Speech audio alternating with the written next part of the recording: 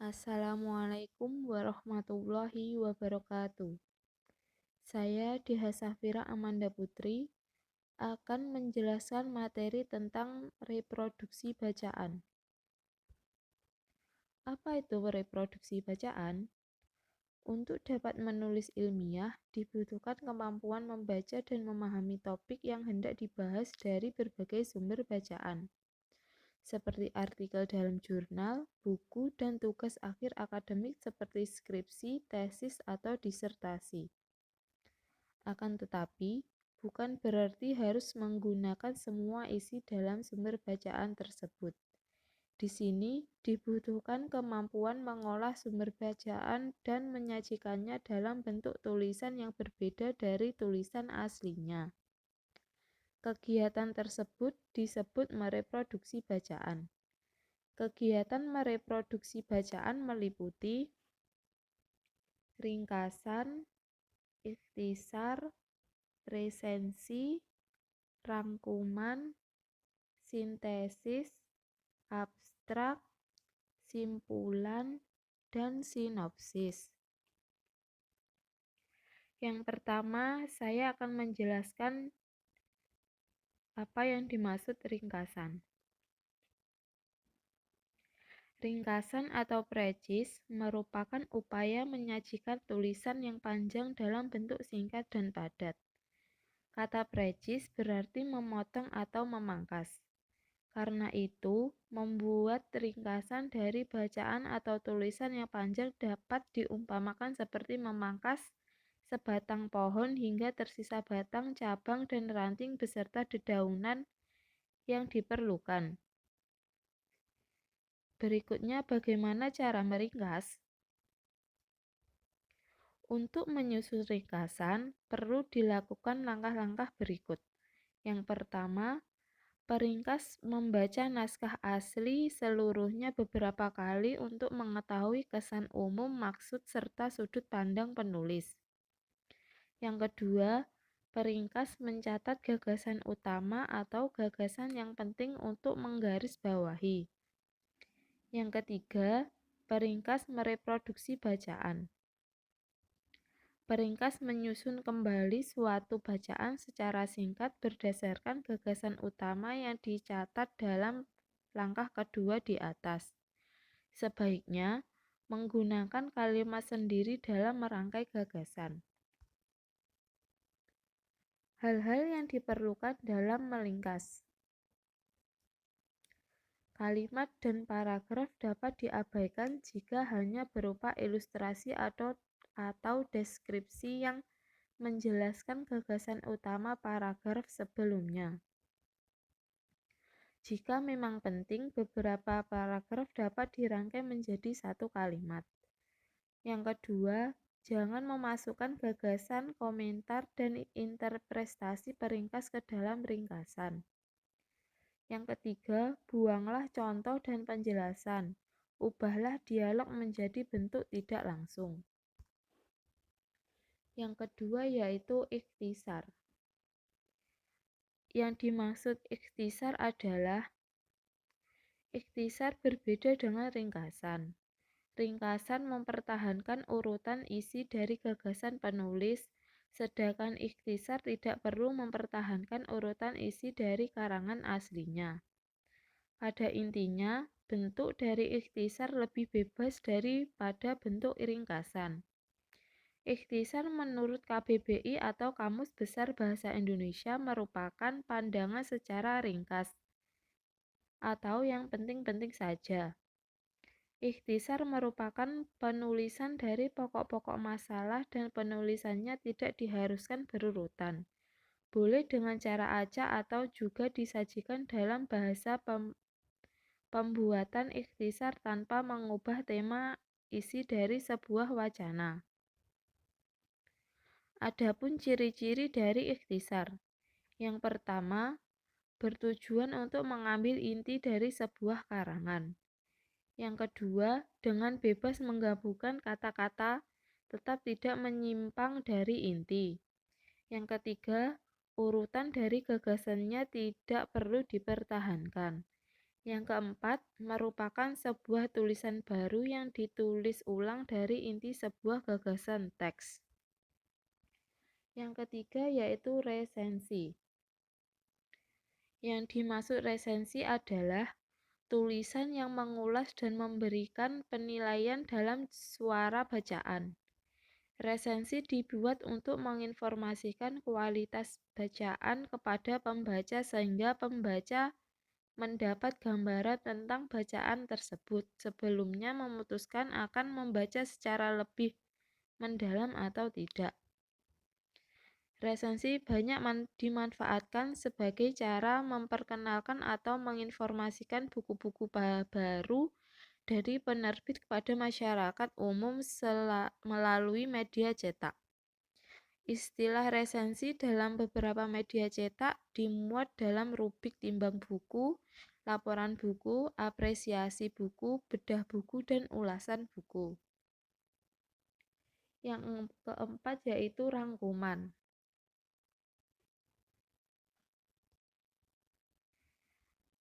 Yang dimaksud rangkuman adalah materi sangat diperlukan ketika kamu ingin mempelajari sebuah materi secara menyeluruh.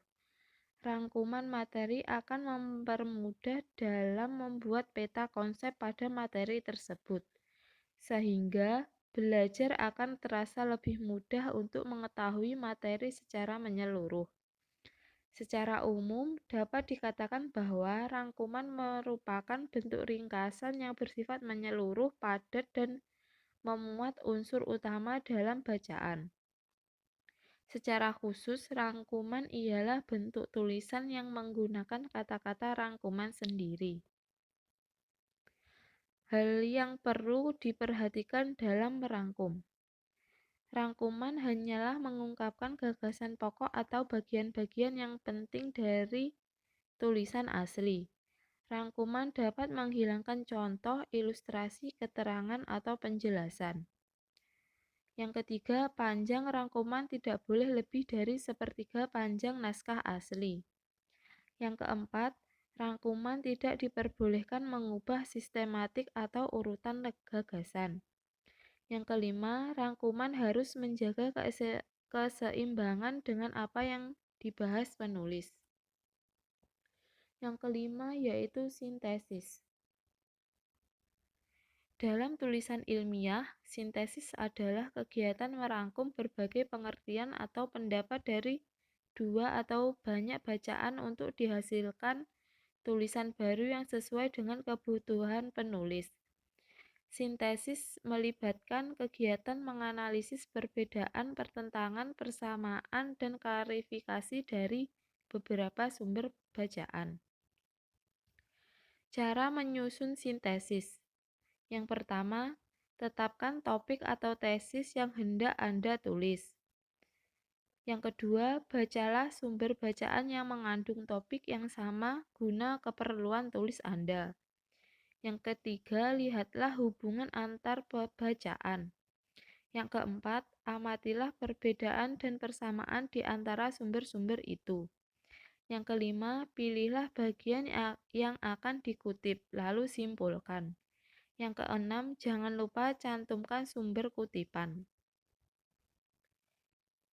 Yang keenam yaitu abstrak. Yang dimaksud abstrak adalah ringkasan isi suatu tulisan ilmiah dalam bentuk singkat dan padat. Panjang abstrak tidak lebih dari 1 hingga 2 paragraf atau berkisar 150-400 kata. Abstrak disusun setelah tulisan ilmiah seperti laporan penelitian, laporan magang, makalah, dan selesai ditulis. Abstrak dicantumkan teratas dan terdepan sebelum bab latar belakang atau pendahuluan. Dengan posisi teratas dan terdepan, abstrak membantu pembaca untuk mengetahui garis besar tulisan sebelum membacanya secara keseluruhan. Yang ketujuh yaitu simpulan. Yang dimaksud simpulan adalah bentuk ringkasan yang mengungkapkan gagasan utama dari suatu uraian atau pembicaraan dengan memberikan penekanan pada ide sentral juga penyelesaian dari permasalahan yang diungkapkan. Simpulan juga bisa memiliki arti kesudahan pendapat atau pendapat yang terakhir dari sebuah uraian sebelumnya. Simpulan merupakan sebuah gagasan yang tercapai pada akhir pembicaraan. Dengan kata lain, simpulan adalah hasil dari suatu pembicaraan. Teknik dalam membuat simpulan. Yang pertama, teknik generalisasi. Teknik generalisasi merupakan salah satu teknik membuat simpulan. Fokus utama dalam teknik ini adalah membuat simpulan dengan menarik satu simpulan umum. Ciri khas teknik ini menggunakan kata dengan demikian. Yang kedua, teknik analog. Cara membuat simpulan selanjutnya adalah dengan menggunakan teknik analogi. Teknik ini dilakukan dengan membuat pertandingan antara satu pembahasan dengan pembahasan lainnya yang serupa. Kemudian dicari persamaan yang terkait dengan hal tersebut, atau dapat pula dengan menggambarkan suatu hal dengan memberi pertandingan hal lain. Yang ketiga, teknik sebab akibat. Teknik ini merupakan salah satu cara menentukan simpulan dengan cara menjelaskan sebab kemudian akibat yang ditimbulkan dari sebab tersebut. Yang terakhir yaitu sinopsis. Yang dimaksud sinopsis adalah ringkasan pendek dari suatu cerita. Cerita pendek, cerita novel, roman, dan karya-karya sastra yang lainnya atau karangan. Sinopsis berbeda dengan resensi. Sinopsis berisi ringkasan isi dari sebuah buku atau novel. Meskipun berisi ringkasan, sebuah sinopsis tetap bisa mencerminkan isi sebuah buku dengan baik. Ciri-ciri sinopsis. Alur ceritanya disusun secara berurutan, dari awal sampai akhir serta kronologis dan tempat. Alur atau plot sinopsis sebaiknya sama dengan alur cerita yang asli. Bahasa yang dipakai hendaknya memakai jenis bahasa persuasif atau berupa kalimat ajakan dan bujukan agar calon pembaca tertarik untuk membaca bukunya. Yang ketiga, menampilkan konflik secara detail, ringkas, dan menarik. Yang keempat, membuat penasaran calon pembacanya. Dalam sinopsis, keindahan gaya bahasa, ilustrasi, dan penjelasan akan dihilangkan, tetapi tetap mempertahankan isi dan gagasan pengarangnya. Sinopsis biasanya dibatasi jumlah halaman, misalnya 2 atau 3 halaman, 1/5 atau juga 1/10 dari panjang karangan asli. Fungsi sinopsis memberi sebuah informasi atau gambaran ringkas dan singkat tentang isi dari cerita atau buku tersebut. Memberi gambaran yang jelas secara sederhana tentang urutan kronologis cerita dalam naskah atau buku. Sebagai prolog atau epilog dari suatu karya tulis, juga naskah yang akan dipetaskan. Sebagai draft pedoman pemain atau pemeran untuk melakukan improvisasi.